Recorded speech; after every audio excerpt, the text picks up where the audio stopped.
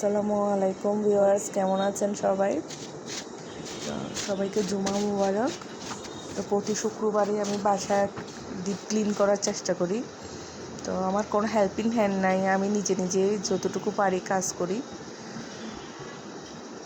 প্রতি শুক্রবারই একটু ক্লিনিং করার চেষ্টা করি। তো আজকে বেডশিট চেঞ্জ করলাম, তারপরে রান্নাঘরের আনাচে কানাচে এগুলো পরিষ্কার করব, একটু ভিনেগার তারপর হুইল পাউডার দিয়ে তেলের ময়লা যা থাকে তা চলে যায়। একটু গরম পানি, হুইল পাউডার, ভিনেগার দিলে তেলে ছিটকা পড়ে, ওই জন্য ওগুলো চলে যায়।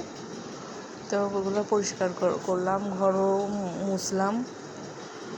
তেমন একটা আর কোনো কাজই করি নাই, এতটুকুই করে আমি অনেক বেশি টায়ার্ড হয়ে গেছি। বাসার সামনের দরজার সামনে দুয়ারটাও মুছে নিচ্ছি।